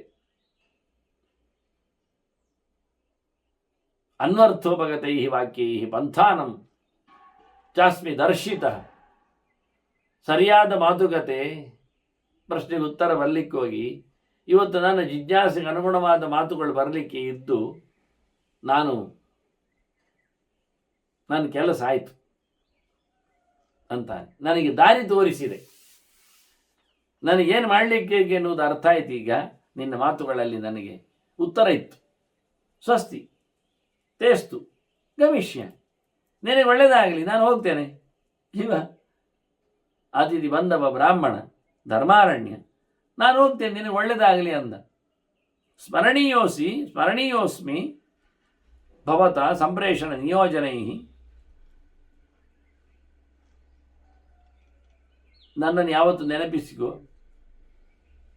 ನೆನಪಿರಲಿ. ನನ್ನನ್ನು ಕಳಿಸಿಕೊಟ್ಟದ್ದು, ನನ್ನನ್ನು ಮಾತಾಡಿಸಿದ್ದು, ನನಗಿಲ್ಲಿ ಬರಲಿಕ್ಕೆ ಆದದ್ದು, ಹೋದದ್ದು, ಇದೆಲ್ಲ ನಮ್ಮ ಕತೆ ನೆನಪಿರಲಿ. ನಾನು ಬರ್ತೇನೆ, ಹೊರಡ್ತೇನೆ ಅಂತ. ಆಗ ನಾಗ ಕೇಳ್ತಾನೆ, ಅಯ್ಯ ನೀನು ಎಂಥದಕ್ಕೆ ಬಂದದ್ದು ಹೇಳಲೇ ಇಲ್ಲಲ್ಲ. ನಂಗೊಂದು ಸರಿ ಅರ್ಥ ಆಗದೆ ಇರುವುದುಂಟು, ಇರಬೇಕು ಹೋಗಬೇಕೆಲ್ಲ ಕಾಣ್ತದೆ, ನಿನ್ನದು ಕೇಳ್ತೇನೆ ಅಂತ ಬಂದಿದ್ದೇನೆ. ಅಲ್ಲ ಆಶ್ಚರ್ಯ ಅಂತ ಉಂಟು ಸೂರ್ಯನಲ್ಲಿ ಹೇಳು ಅಂತ ಕೇಳಿಕೊಂಡವ ನೀನು. ನನ್ನ ಹತ್ರ ಎಂತ ಅಂತ ಹೇಳಿದೀಯಾ, ಏನಾಗ್ತದೆ ಏನಾಗಬೇಕು ಅಂತ. ಅನುಕ್ತ್ವ ಹೃದ್ಗತಂ ವಾಕ್ಯಂ ಕ್ವೇದಾನೀಂ ಪ್ರಸ್ಥಿತೋ ಭವಾನ್. ನೀನೀಗ ಹೊರಟದ್ದೆಲ್ಲಿಗೆ? ನಿನ್ನ ವಿಷಯವನ್ನು ಹೇಳದೆ ನನ್ನ ಹತ್ರ, ಮನಸ್ಸಿನಲ್ಲಿ ಮುಚ್ಚಿಕೊಂಡಿದ್ದೀಯಲ್ಲ, ಹೇಳಿಕೋ, ಏನಾಗಬೇಕು, ನಾನು ಏನು ಮಾಡ್ತೇನೆ? ನನ್ನ ಕೆಲಸ ಆದ್ನಂದ್ರೆ ನೀನು ಹೋಗು, ನಾನು ಮಾಡಿದ್ದಂತ ಕೃತೇ ಕಾರ್ಯೇ ಜಯಾಸ್ತಿ. ನಿನ್ಗೆ ಹೇಳದೇ ಇರು, ಅಂತೂ ಕೆಲಸ ಆದ್ನಂದ್ರೆ ಹೋಗ್ಲಿಕ್ಕೆ ಇಲ್ಲಿ, ಹಾಗೆ ಹೋಗಬೇಡ. ಯಾಕೆಂದ್ರೆ ನಾನು ಸುಮ್ಮನೆಯ ನಹಿಮಾಂ ಕೇವಲಂ ದೃಷ್ಟ ತ್ಯಕ್ತ ಪ್ರಣಯವಾನಿಹ. ನಿನಗೆ ನನ್ನ ಮೇಲೆ ನಿನಗೆ ತುಂಬ ಪ್ರೀತಿ ಉಂಟು, ನಿನಗೂ ನನ್ನ ಮೇಲೆ ಪ್ರೀತಿ ಉಂಟು, ನನಗೂ ನಿನ್ನ ಮೇಲೆ ಪ್ರೀತಿ ಇದೆ. ಇಂತಹ ನಾವು ಸ್ನೇಹಿತರಿದ್ದೇವೆ. ಹಾಗೆ ನನ್ನ ಹತ್ತಿರ ಬಂದು ಸುಮ್ಮನೆ ನನ್ನನ್ನು ನೋಡಲಿಕ್ಕೆ ಬಂದು ಹೇಳಿದೆ, ನೋಡಿದ, ನೋಡಿ ಬಿಟ್ಟು ಹೋಗುದು ಸೀದಾ. ಅದಾಗುವುದಿಲ್ಲ, ಹಾಗೆ ಚಂದ ಆಗುವುದಿಲ್ಲ ವಿಶ್ವಾಸಕ್ಕೆ. ಹಾಗೆ ಹೋಗಬೇಡ. ಗಂಧ ಮರಸಿ ವಿಪ್ರರ್ಷೆ ವೃಕ್ಷ ಮೂಲಗತೋ ಯಥ. ಅದೊಂದು ದೃಷ್ಟಾಂತ ಹೇಳ್ತಾನೆ. ಮರದ ಅಡಿಗೆ ಬಂದವ ಹಸಿದೋಗುವುದಿಲ್ವ ಹಾಗೆ. ಅವನಿಗೆ ಮರ ಬರಲಿಕ್ಕೆ ಬೇಕಾಯಿತು. ಬಳಲಿದ್ದಾನೆ ದಾರಿಯಲ್ಲಿ, ದಾರಿ ಹೋಗ ಒಂದು ಮರ ಬಂದ ತಕ್ಷಣ ಮರದ ಹತ್ತಿರ ಬರ್ತಾನೆ. ಮರದಲ್ಲಿ ಕೂತ್ಕೊಳ್ತಾನೆ ಹತ್ತಿರದಲ್ಲಿ. ಅದರ ಒಳ್ಳೆಯ ಗಾಳಿಯನ್ನು, ಬೆಳಕನ್ನು, ತಂಪನ್ನು, ನೆರಳನ್ನು ಅನುಭವಿಸ್ತಾನೆ. ಮತ್ತೆ ಅಲ್ಲಿಂದ ಹೊರಡ್ತಾನೆ. ಹಾಗಾಯಿತು ನನ್ನ ಕತೆ. ನಾನು ಮರದೆಡೆಗೆ ಬಂದಂತೆ ಆಯಿತು ನಿನ್ನ ಕತೆ. ಬಂದೆ, ಹೊರಟೆ. ಮರದ ಹತ್ತಿರ ಬಂದ ನಂತರ ಮರದ ಪಕ್ಕದಲ್ಲಿ ಮಲಗಬೇಕು, ಅದರ ಹಣ್ಣು ತಿನ್ನಬೇಕು. ಈಗೆಲ್ಲ ಕ್ರಮ. ಮರ ಇರುವುದು ಹಣ್ಣಿಗಾಗಿ, ಹಣ್ಣನ್ನು ಕೊಡ್ಲಿಕ್ಕಾಗಿ, ಮನುಷ್ಯನ ಆದಿತ್ಯಕ್ಕೆ. ಇದು ಬೋಳು ಮರ ಆಯ್ತಲ್ಲ ನನ್ನ ಕತೆ. ಹಾಗೆ ಹೇಳಿದರೆ ಖಾಲಿ ಪಯಣ ದಾರಿ ಹೋಗಕ್ಕೆ ಇಷ್ಟೇ ಮಾಡೋದು. ಮರದ ಬುಡಕ್ಕೆ ಬರೋದು ಮತ್ತು ಅಲ್ಲಿಂದ ಮುಂದುವರಿಯುವುದು. ಅವನಿಗೆ ನೆರಳು ಬೇಕು, ಆಯಾಸ ಆಗಿದೆ. ಹಾಗೆ ನಾನು ಖಾಲಿ ಮರದ ಬುಡಕ್ಕೆ ಬಂದವನಾಗಿ ಆಗಿಬಿಟ್ನಲ್ಲ ಮಾರಾಯ. ಮರದ ಬುಡದಲ್ಲಿ ನಾನು ಆಶ್ರಯಕ್ಕೆ ಬಂದಾಯಿತು. ನನ್ನ ಉಪಯೋಗ ಆಗಲಿ, ಲೂಸೇಜ್ ಆಗಲಿಲ್ಲಲ್ಲ, ಸಮ ಆಗಲಿಲ್ಲ. ಇದು ನಾನು ನಿನ್ನ ಮೇಲೆ ತುಂಬ ಇಷ್ಟ ಉಳ್ಳವ. ತ್ವಯಿಚಾಹಂ ದ್ವಿಜಶ್ರೇಷ್ಠ ಭವಾನ್ ಮೈ. ನೀನು ನನ್ನ ಮೇಲೆ ತುಂಬ ಪ್ರೀತಿಯನ್ನಿಟ್ಟವ, ನ ಸಂಶಯ, ಇದರಲ್ಲಿ ಏನು ತಪ್ಪಿಲ್ಲ. ನಾವಿಬ್ಬರು ಪ್ರಣಯಿಗಳು, ಪ್ರೀತಿ ಉಳ್ಳವರು, ಸ್ನೇಹಿತರು. ಆದ್ದರಿಂದ ಲೋಕೋಯಂ ಭವತಃ ಸರ್ವಃ ಕಾಚಿಂತ ಮೈತೆ ಅನಗ. ನನ್ನ ಮೇಲೆ ನಿನಗೆ ಯಾಕೆ ಯೋಚನೆ? ಇದು ನೆಲ ನಿನ್ನದು, ಆಯ್ತಾ? ಇದು ಊರು ನಿನ್ನದು. ಇಲ್ಲಿ ನೀರು ಹೇಳು. ನನ್ನ ಮೇಲೆ ಯಾವುದೇ ರೀತಿಯಾದಂತಹ ಚಿಂತೆ ಮಾಡದೆ, ಯೋಚನೆ ಮಾಡದೆ ನಿನಗೇನಾಗಬೇಕು ಹೇಳು. ಆದ ನಂತರವೇ ನಿನಗೆ ಹೋಗಲಿಕ್ಕೆ. ಮತ್ತು ನನ್ನ ಹತ್ರ ನೀನು ಆಯಿತು ಅಂತ ಹೇಳಿಕೊಂಡು ನಾನು ನಿನಗೆ ಅನುಜ್ಞೆ ಕೊಡ್ತೇನೆ, ಹೋಗಿ ಬಾ ಅಂತೇಳಿ ಮತ್ತೆ ನೀನು ಹೊರಟು ಬಿಡುವುದು. ಹೇಗೆ ಅಂತಾನೆ. ಅದಕ್ಕೆ ಬ್ರಾಹ್ಮಣ ಹೇಳುತ್ತಾನೆ, ಏನು ಮಾರಾಯ, ನೀನು ಮತ್ತೆ ಪುನಃ ನನ್ನನ್ನು ಒತ್ತಾಯ ಪಡಿಸ್ತಾ ನೋಡ್ಲಿಕ್ಕೆ ಹೋದರೆ ನೀನು ದೇವತೆಗಳನ್ನು ಮೀರಿಸ್ತೀಯಲ್ಲ. ನತಿರಿಕ್ತ ತ್ವಯಾ ದೇವಾ ಸರ್ವಥೈವ ಯಥಾ ತಥಂ. ಬೇಕುಗಳನ್ನು ಕೇಳಲಿಕ್ಕೆ ಹೋಗಿ ನಿನ್ನ ನಿರ್ಬಂಧ ನೋಡಿಕೊಂಡಾಗ ನನಗೆ ನೀನು ದೇವತೆಗಳನ್ನು ಮೀರುವಂತೆ ಕಾಣುತ್ತೆ. ಆತಿಥ್ಯದಲ್ಲಿ, ಆತ್ಮೀಯತೆಯಲ್ಲಿ ನೀನು ನನ್ನ ಬಗ್ಗೆ ಬಹಳ ಚಂದವಾದ ಮಾತನ್ನು ಹೇಳಿ. ನಿಜವಾಗಿ ಇವ ಹೇಳಿಕೊಂಡ, ಯಾರು ಬ್ರಾಹ್ಮಣ, ನನಗಾಯಿತು ಅಂತ, ನಾನು ಹೊರಟೆ ಅಂತ, ಮಾತು ಚೆನ್ನಾಗಿ ಸಿಕ್ಕಿದೆ ಅಂತ. ಅದು ಇವನಿಗೆ ಅರ್ಥ ಆಗಲಿಲ್ಲ. ಮಾತು ಏನು ಚೆನ್ನಾಗಿ ಸಿಕ್ಕಿದೆ, ಮಾತಾಡುವಾಗ ಏನು ಬಂದಿದೆ. ಅವನಿಗೆ ಬೇಕಾದ್ದು ಬರುವಾಗ ಶುದ್ಧವಾದ ಒಂದು ಆಶ್ರಮ ಧರ್ಮ ಬೇಕಿತ್ತು. ಕನ್ಫ್ಯೂಸ್ ಅಲ್ಲಿದ್ದದ್ರಿಂದ, ಸಂಶಯದಲ್ಲಿದ್ದದ್ರಿಂದ. ಇಲ್ಲಿ ಅವನಿಗೆ ಸಂಶಯ ನಿರಾಸ ಆಗಲಿಕ್ಕೆ ಕಾಣುವಂತಹ ಒಂದು ಅದ್ಭುತವಾದ ಚರ್ಯೆ ಸಿಕ್ಕಿತು, ಕಥೆ ಸಿಕ್ಕಿತು. ಇದು ಕೇಳಿಕೊಂಡು ಹೇಳಿದ್ದಲ್ಲ, ಅವನ ಅಚಾನಕವಾಗಿ ಬಂದ ಮೆಸೇಜ್. ಹಿಂದಿನ ನಾವು ಘಟನೆ ಒಂದು ಯೂಸ್ ಮಾಡು, ಯೋಚನೆ ಮಾಡು, ಮತ್ತೆ ಬ್ರಾಹ್ಮಣನ ಮಾತು ಕೇಳುವ, ಮುಂದಕ್ಕೆ ಏನು ಹೇಳುತ್ತಾನೆ ಅಂತ ನಾಗನ ಹತ್ತಿರ. ವಾಸ್ತವವಾಗಿ ದುರ್ಯೋಧನ ಬಿದ್ದ, ಸಾಯಲಿಲ್ಲ. ಪಾಂಡವರು ಹೊರಟರು, ಸಾಯ್ತಾನೆ ಅಂತ. ಅಲ್ಲೇ ಎಡಬಿತ್ತು. ವಿಜಯೋತ್ಸವದ ಕತೆ ಹೀಗೆ. ಅವನನ್ನು ನರಿನಾಯಿಗಳು ಎಳಿಲಿಕ್ಕೆ ಶುರುವಾದರು. ಭೀಮಸೇನ ತಲೆ ಮೆಟ್ಟಿ ಬಂದ ಅವನನ್ನು. ಇವರು ಹೋದ ಬಳಿಕ ಅವನೆಡೆಗೆ 3 ಜನ ಓಡಿ ಬಂದರು. ಅಶ್ವತ್ಥಾಮ, ಕೃಪ, ಕೃತವರ್ಮ. ಆಗ ದುರ್ಯೋಧನ ಪರಿಸ್ಥಿತಿಗೆ ಅವರ ಒಂದು ರೀತಿಯಾದ ಬದಲಾವಣೆ ಆಯಿತು. ದುರ್ಯೋಧನನು ಮಾತಾಡಿದ, ಅಶ್ವತ್ಥಾಮನಿಗೆ ಬೆನ್ನು ತಟ್ಟಿದ. ಅಶ್ವತ್ಥಾಮನ ತುಂಬ ದೊಡ್ಡ ವೀಕ್ನೆಸ್ ಅಲ್ಲಿ. ದ್ರೋಣನ ಸಂಹಾರ ಆಗಲಿಕ್ಕೆ ಹೋಗಿ ಆ ಸಿಟ್ಟು ಅವನಲ್ಲಿ ಕುದಿತಾ ಇತ್ತಲ್ಲ. ಇನ್ನು ಮುಂದಿನ ಸೇನಾಪತಿ ನೀನು ಅಂದ, ಯುದ್ಧ ಮುಗಿಲಿಲ್ಲ ಅಂದ. ಹಾಗಾಗಿ ಪಾಂಡವರ ಕತೆ ಮುಗಿಸು ಅಂತ ಹೇಳಿದ. ಅವರ ಆಳ್ವಿಕೆಯನ್ನು ಮುಂದುವರಿಲಿಕ್ಕಿಲ್ಲ ಅಂತ ಮಾಡಬೇಕು ಅಂದ. ಒಪ್ಪಿಕೊಂಡ ಅಶ್ವತ್ಥಾಮ. ಆದರೆ ರಾತ್ರಿ ಬೇರೆ ಹೊರಟಿದ್ದಾರೆ ಅವರು. ಕೃಷ್ಣನ ಪಾರ್ವತಿಯಲ್ಲಿ ಆಗುವುದಿಲ್ಲ ಗೊತ್ತಿದೆ, ಎಂತ ಮಾಡುವುದು ಅಂತ ಯೋಚನೆ ಮಾಡ್ತಾ ಇದ್ದಾರೆ. ಕೃಪ ಮತ್ತು ಕೃತವರ್ಮ ಆಯಾಸದಲ್ಲಿ ಮಲಗಿದ್ದಾರೆ. ಅಶ್ವತ್ಥಾಮ ನಿದ್ದೆ ಮಾಡಲಿಲ್ಲ. ಅವರು ಆಶ್ರಯಿಸಿಕೊಂಡ ಕಾಡಿನಲ್ಲಿನ ಮರದ ಮೇಲೆ ಒಂದು ಗೂಬೆ ಎಲ್ಲ ಕಾಗೆಗಳನ್ನು ಕತ್ತರಿಸಿ ಕತ್ತರಿಸಿ ಕೆಳ ಹಾಕ್ತಾ ಉಂಟು. ಇವ ನೋಡ್ತಾ ಇದ್ದಾನೆ.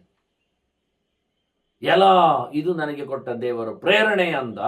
ಇಬ್ಬರನ್ನು ಎಬ್ಬಿಸಿದ ಕೃಪ ಮತ್ತು ಕೃತವರ್ಮರನ್ನು. ಈಗ ಹೋಗಿ ಹೊಡಿತೇನೆ ಅಂದ. ಅವರಿಬ್ಬರು ಬೇಡ ಅಂದರು. ಮಲಗಿದಾಗ ನಾವು ಮಾಡುವಂಥದ್ದು ಘನಘೋರ ಅಪರಾಧ, ಸರಿ ಇಲ್ಲ ನಮ್ಮದು ಅಂದ. ನೀವು ಬನ್ನಿ ಬಿಡಿ, ನಾನಂತೂ ಹೋಗ್ತೇನೆ, ನನಗೆ ದೈವ ಪ್ರೇರಣೆ ಕೊಟ್ಟಿದೆ. ನೋಡಿ ಇಲ್ಲಿ ಒಂದು ಗೂಬೆ ಮಾಡಿದ ಕತೆ ಹೇಳಿಕೊಂಡು ಒಂದು ಇನ್ಸಿಡೆಂಟ್ ಪ್ರತ್ಯಕ್ಷದಲ್ಲಿ ಅವನಿಗೊಂದು ಪಾಠವಾಗಿ ಹಾಗೇ ಮಾಡಿದ. ಮುಂದೆ ಬಿಡಿ, ಘನಘೋರ ಹತ್ಯೆಗೆ ಅಶ್ವತ್ಥಾಮನಿಗೆ ಪ್ರೇರಣೆ ಅದು ಇನ್ಸಿಡೆಂಟ್ ಅಂತ. ಹೋಗಿ ಹೋಗಿ ಅದೇ ಮರದ ಬುಡ ಕೂತ್ಬೇಕವ, ಅವತ್ತೇ ಅದು ದ್ವಾಂಶ ಹೊಡಿಬೇಕಾ, ಕಾಕಗಳನ್ನೆಲ್ಲ ಹೊರಗೆ ಹೊಡಿಬೇಕಾ, ಅದು ಅವನು ಇರುವಾಗಲೇ ಆಗಬೇಕಾ ರಾತ್ರಿಯಲ್ಲಿ?